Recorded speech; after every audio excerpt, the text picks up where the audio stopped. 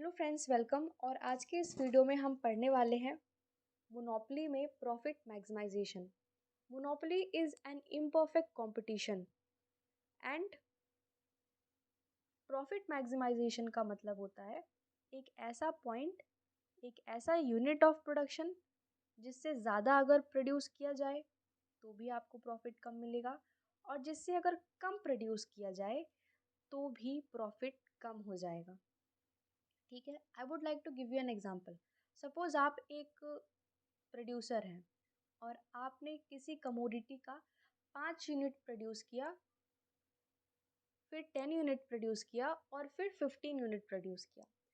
और आपने एक ट्रेंड को देखा कि जब मैंने 10 यूनिट प्रोड्यूस किया था तो मुझे 100 रुपीज़ का प्रॉफिट हो रहा था, but when I produced 11 units, 12 units या फिर उससे ज़्यादा, तो मुझे जो प्रॉफिट मिल रहा था 100, वो कम होकर के 90, 80 ऐसे मिलने लगा। और जो आपने अपने प्रोडक्शन को कम किया, मतलब पहले आपने प्रोडक्शन को बढ़ाया और आपका प्रॉफिट कम हुआ, लेकिन आपने अपने प्रोडक्शन को कम किया, मतलब 10 यूनिट से आपने 9 यूनिट किया, 8 यूनिट किया, फिर भी आपका जो प्रॉफिट है वो कम हुआ। तो मतलब आपने देखा कि 100 यूनिट प्रोड्यूस करने पे मुझे सबसे ज़्यादा प्रॉफिट मिल रहा है। तो इसी चीज़ को कहते हैं कि एक ऐसा यूनिट ऑफ प्रोडक्शन जहाँ पे आपको सबसे ज़्यादा प्रॉफिट मिले, उसी को प्रॉफिट मैक्सिमाइजेशन या फिर मैक्सिमाइज्ड प्रॉफिट का आउटपुट कहा जाता है। लेकिन सारे लोग इस ट्रेंड को एनालाइज नहीं कर पाते हैं, राइट? तो इसीलिए इकोनॉमिस्ट ने ऐसे ग्राफ्स बनाए हैं और एक ऐसे अप्रोचेस बनाए हैं जिसके थ्रू एक पर्सन प्रॉफिट मैक्सिमाइजेशन के प्रोडक्शन पॉइंट को समझ सकता है। ठीक है, तो हम उस अप्रोच से प्रॉफिट मैक्सिमाइजेशन को अंडरस्टैंड करने की कोशिश करेंगे। सबसे पहला जो अप्रोच है वो है total cost and total revenue approach. इसका मतलब होता है कि आप टोटल कॉस्ट और टोटल रेवेन्यू के कर्व को यूज़ करके प्रॉफिट मैक्सिमाइजेशन पॉइंट तक पहुंच सकते हैं। सबसे पहले आप इस ग्राफ को देखिए। ये ग्राफ बहुत ट्रिकी दिख रहा होगा, बट बहुत ही सिंपल है। आप इस ग्राफ को देखिए, आप एनालाइज करिए कि वाई एक्सिस और एक्स एक्सिस पर क्या दिया गया है। सबसे पहले आप देखिए, वाई एक्सिस पर दिया गया है total revenue, total cost curve, और एक्स एक्सिस पर दिया गया है आउटपुट। ठीक है, तो आउटपुट कितना प्रोड्यूस किया जा रहा है, कितना यूनिट ऑफ प्रोडक्शन है, 1 2 3 कितना प्रोड्यूस कर रहा है, वो ये सब एक्स एक्सिस पर आएगा। और उसका रेवेन्यू कितना हो रहा है, टोटल कॉस्ट कितना लग रहा है, ये सब वाई एक्सिस पर आएगा। जब हमने बेसिक्स पढ़ना स्टार्ट किया था इकोनॉमिक्स में, हमने काफ़ी सारे नए टर्म्स सीखे थे, जैसे कि total cost, total revenue, average cost, average revenue, marginal cost, marginal revenue. तो हमने उनके कर्व को भी पढ़ा था, और उस कर्व को पढ़ने में हमने फाइंड आउट किया था कि जो टोटल रेवेन्यू का जो कर्व होता है इन इम्परफेक्ट कंपटीशन, वो कैसा होता है। इनिशियली अपवर्ड स्लोप करता है, जस्ट अ मिनट, वो इनिशियली अपवर्ड स्लोप करता है, जैसे यहाँ पर ये कर रहा है। फिर एक मैक्सिमम पॉइंट पर पहुँचता है, और फिर वो स्लोली स्लोली डाउनवर्ड फॉल करने लगता है। ये आपने प्रॉपर्टी पढ़ी होगी, अगर नहीं पढ़ी थी तो अभी पढ़ लो, कि जो टोटल रेवेन्यू का कर्व होता है इम्परफेक्ट कंपटीशन के अंदर, वो पहले इंक्रीज करता है स्लोली, एक मैक्सिमम पॉइंट पर पहुंचता है, और फिर वो स्लोली डिक्लाइन करता है। ऐसा वो क्यों करता है?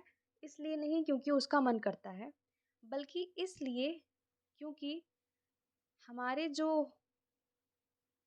डिमांड कर्व होती है मोनोपोली के अंदर या फिर किसी भी इम्परफेक्ट कंपटीशन के अंदर, जो डिमांड कर्व होती है वो होती है downward sloping. Downward sloping demand curve से आप, आशा करती हूँ, समझ सकते हैं। अगर आपने मेरी प्रीवियस वीडियोस देखी हैं तो आप डाउनवर्ड स्लोपिंग डिमांड कर्व के थ्रू काफ़ी चीज़ें समझ सकते हैं। अगर आपने नहीं देखी है तो मैं अभी फिर से बताती हूँ। डाउनवर्ड स्लोपिंग डिमांड कब होता है इम्परफेक्ट कंपटीशन के अंदर? इसका मतलब है अगर आप एक्स्ट्रा यूनिट बेचना चाहते हैं, अपना आउटपुट बढ़ाना चाहते हैं, तो आपको अपना प्राइस कम करना पड़ेगा। जितना आप प्राइस कम करेंगे उतना ही आपका आउटपुट ज़्यादा बढ़ेगा, उतनी क्वांटिटी ज़्यादा डिमांड होगी लोगों के थ्रू। अब मैंने आपको पढ़ने के लिए पिछले वाले वीडियो में कहा था आपको प्राइस इफेक्ट और आउटपुट इफेक्ट पढ़ना है। I hope you have studied it. If you have not studied it, let's decode it right now. तो जब डाउनवर्ड स्लोपिंग कर्व होता है और आपका प्राइस जब कम होता है, तब आपकी क्वांटिटीज़ बढ़ते जाते हैं। इस वजह से दो टाइप्स के इफ़ेक्ट आते हैं। पहला होता है प्राइस इफ़ेक्ट, दूसरा होता है क्वांटिटी इफ़ेक्ट, आउटपुट इफ़ेक्ट। तो आउटपुट इफ़ेक्ट की वजह से जो टोटल रेवेन्यू है, ठीक है, इस फर्म का या फिर मार्केट का, आउटपुट इफ़ेक्ट की वजह से जो टोटल रेवेन्यू है वो बढ़ जाता है। क्यों? क्योंकि जो क्वांटिटी है वो बढ़ रही है, तो आप ज़्यादा सेल करेंगे तो आपका रेवेन्यू ज़्यादा होगा। लेकिन दूसरी जो इम्पॉर्टेंट चीज़ है वो है प्राइस इफ़ेक्ट। आप क्वांटिटी बढ़ा तो रहे हैं, लेकिन आपका प्राइस भी तो कम हो रहा है। पहले आप 10 रुपए का एक चॉकलेट बेचते थे, 9 रुपए का 2 चॉकलेट बेचते थे, तो आप 18 रुपया कमा लेते थे। अब आप 9 चॉकलेट बेच रहे हो, वो भी 1 रुपए में, तो आप 9 रुपया ही कमा पा रहे हो। तो that is called as price effect. इस वजह से आप देख सकते हैं कि जो टोटल रेवेन्यू का जो कर्व है वो एक पॉइंट के बाद फॉल करना स्टार्ट कर देता है। Okay, the next thing is total cost curve. Total cost curve भी मैं आपको यहाँ पे स्क्रीन पर दिखाने की कोशिश करती हूँ। टोटल कॉस्ट कर्व देखिए यहाँ पर है। ओके, पहले ये कम था, फिर ये एकदम लोएस्ट पॉइंट पे पहुँचा। लोएस्ट मतलब इस स्टेबल पॉइंट पे पहुँचा, और फिर वो बढ़ता गया। वो बढ़ता क्यों गया, इसके पीछे का भी रीज़न मैं आपको एक्सप्लेन करने की कोशिश करती हूँ। देखिए, जैसे जैसे आप अपने यूनिट को बढ़ाते गए, आपका रेवेन्यू तो कम होता गया। आपका रेवेन्यू कम हो रहा है, आपका यूनिट बढ़ रहा है, मतलब आपको उस प्रोडक्शन के लिए जो आपके लैंड, लेबर, कैपिटल हैं, आप उनको हायर कर रहे हैं ना ज़्यादा, क्योंकि आपको ज़्यादा प्रोड्यूस करना है। उनको हायर करने के लिए आप पैसे ज़्यादा लगा रहे हैं, मतलब आपका कॉस्ट ज़्यादा लग रहा है। लेकिन आपका जो रेवेन्यू है वो तो कम है, तो मतलब आपका जो एवरेज कॉस्ट है वो बढ़ते जा रहा है। मतलब आप अपने जेब से ज़्यादा पैसा खर्चा कर रहे हैं, तो इसलिए आपका कॉस्ट बढ़ते जा रहा है, क्योंकि आपका रेवेन्यू उतना नहीं आ रहा है जितना आप आउटपुट बढ़ा रहे हैं। इसलिए ये ऊपर की तरफ बढ़ जाता है, स्टीप हो जाता है बाद में। हमने अभी तक सिर्फ टोटल रेवेन्यू, टोटल कॉस्ट को अंडरस्टैंड किया है। अब हम इसके थ्रू प्रॉफिट मैक्सिमाइजेशन को समझेंगे। अब देखो, अब ये दोनों कर्व जहाँ पे यहाँ पे इंटरसेक्ट कर रहे हैं, ठीक है। अब प्रॉफिट मैक्सिमाइजेशन को पढ़ना है, तो अब यहाँ पे देखना है कहाँ पे ऐसा पॉइंट है जहाँ पे सबसे ज़्यादा प्रॉफिट मुझे मिलेगा। तो अकॉर्डिंग टू द डेफिनीशन, यहाँ पे आप देखिए, प्रॉफिट वहाँ पे मैक्सिमाइज होगा जहाँ पर टोटल रेवेन्यू जो है और टोटल कॉस्ट, इन दोनों का जो डिफरेंस होगा, वो जहाँ पर सबसे ज़्यादा मैक्सिमम होगा, वहीं पर आपका प्रॉफिट मैक्सिमाइज होगा। वो डिस्टेंस सबसे ज़्यादा कहाँ पर होगा? यहाँ पर।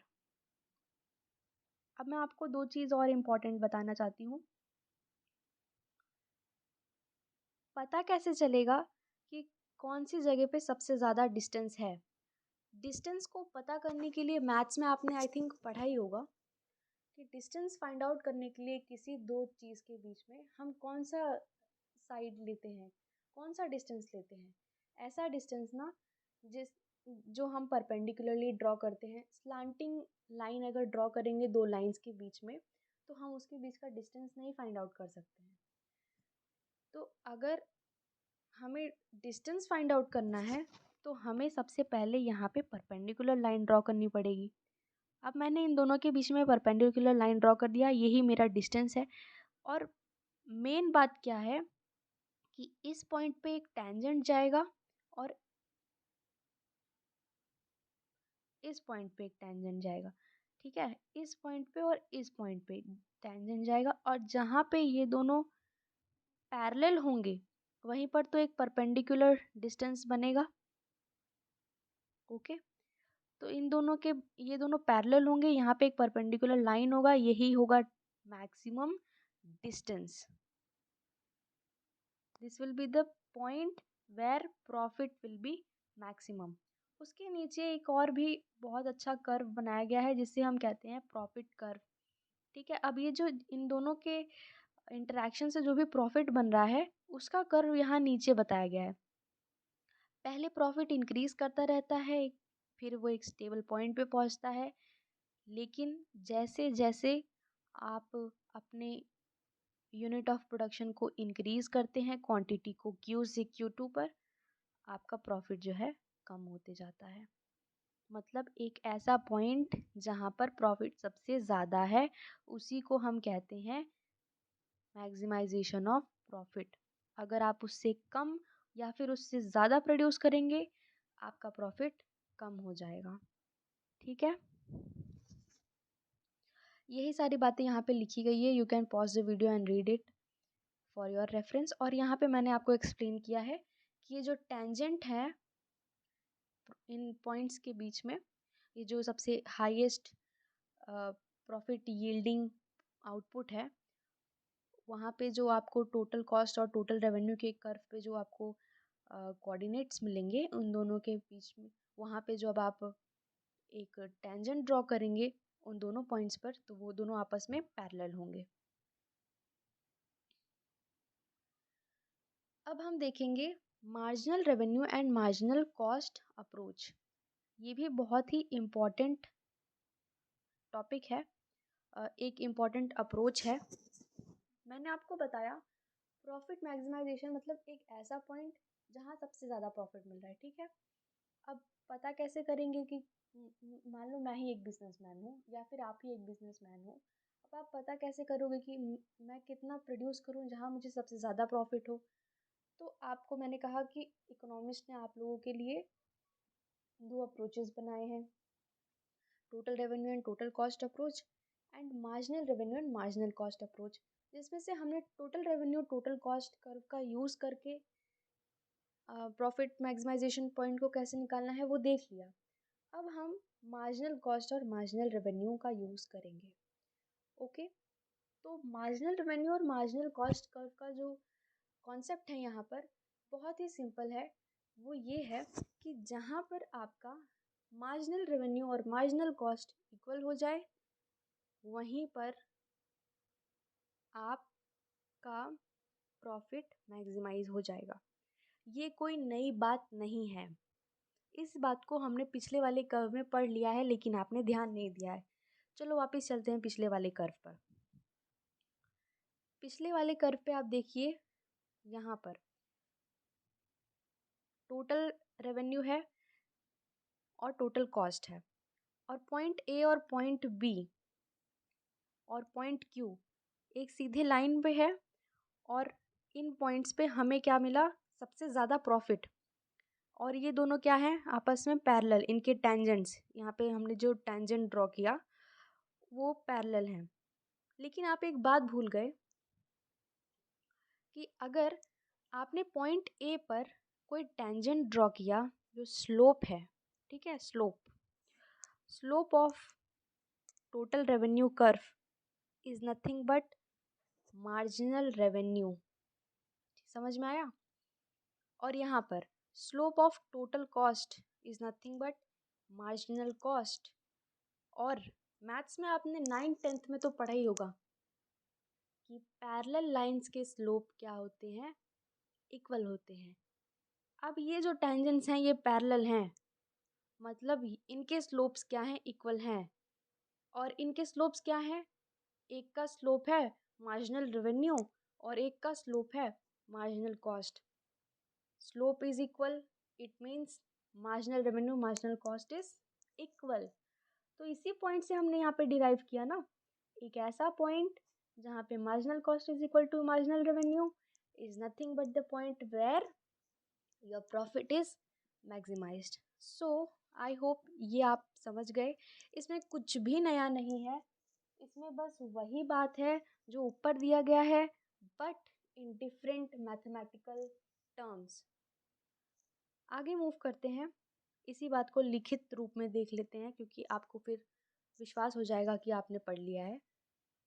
यहाँ पे देखो, marginal revenue and marginal cost approach. ठीक है, यहाँ पे आपको एक बात अंडरस्टैंड करनी है कि अगर आप इस पॉइंट से, ठीक है, अगर आप इस पॉइंट से जस्ट लेट मी ड्रॉ,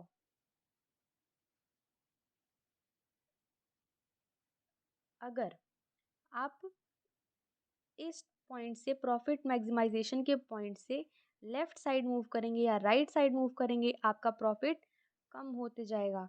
इसी बात को यहाँ पे कुछ टर्म्स में बताया गया है। अगर आपका मार्जिनल रेवेन्यू ज़्यादा है आपके मार्जिनल कॉस्ट से, देखो मार्जिनल रेवेन्यू इस साइड में क्या है, ऊपर है, ऊपर साइड में है, और मार्जिनल कॉस्ट नीचे है, मतलब marginal revenue is greater than marginal cost. ठीक है, अगर ऐसा होता है तो भी आपका प्रॉफिट कम होगा, और अच्छा रुको, तो भी आपका प्रॉफिट कम होगा। लेकिन अगर आप अपने प्रोडक्शन को बढ़ाएंगे, ऐसे केस में अगर आप अपने आउटपुट को इंक्रीज करेंगे, अगर आपका मार्जिनल रेवेन्यू ज़्यादा है मार्जिनल कॉस्ट कम है और आप अपने आउटपुट को इंक्रीज करते जाएंगे तो आपका प्रॉफिट बढ़ते जाएगा। लेकिन अगर आपका मार्जिनल कॉस्ट ज़्यादा है और मार्जिनल रेवेन्यू कम है, ऐसे केस में आपको प्रोडक्शन को क्या करना है, कम करना है, ताकि आपका प्रॉफिट बढ़ जाए। तो as an economist, as an economic adviser, आपको क्या बताना है, आपके जो फर्म है या फिर आप अगर खुद ही बिजनेसमैन हैं और आपको अपना प्रॉफिट बढ़ाना है, तो आप क्या देखोगे कि मेरा मार्जिनल रेवेन्यू ज़्यादा है और मेरा मार्जिनल कॉस्ट कम है, तो मैं एक काम करता हूँ अपने प्रोडक्शन को बढ़ाता ही रहता हूँ ताकि मेरा प्रॉफिट ज़्यादा हो जाए। और मान लो आपका मार्जिनल कॉस्ट बढ़ गया, मार्जिनल रेवेन्यू कम आ रहा है, तो फिर आप क्या कहेंगे कि एक काम करता हूँ प्रोडक्शन कम कर देता हूँ, थोड़ा प्रॉफिट बढ़ जाएगा क्योंकि लग रहा है मैंने प्रॉफिट मैक्सिमाइजेशन पॉइंट से ज़्यादा प्रोड्यूस कर दिया है। तो in essence you have to never forget this point that कि आपको हमेशा मार्जिनल रेवेन्यू मार्जिनल कॉस्ट का जहाँ इक्वल आ रहे हैं इसी पॉइंट पर आपको प्रोडक्शन करना है ताकि आपका प्रॉफिट सबसे ज़्यादा हो। तो हमने इस तरीके से सारे चीज़ों को अच्छे तरीके से कवर कर लिया है। If you want you can take screenshot of this note. ठीक है, तो यहाँ पे हमने वही चीज़ बता लिखी है जो मैंने अभी जस्ट आपको ऊपर बताई। तो इस तरीके से मोनोपोली सीरीज़ में हमने एक बहुत important topic that is profit maximisation भी कवर कर लिया है। Thank you for watching this video and I hope ये वीडियो आपके लिए हेल्पफुल होगा। For further more topics please suggest me in the comment section. I will try to make videos on it. Thank you.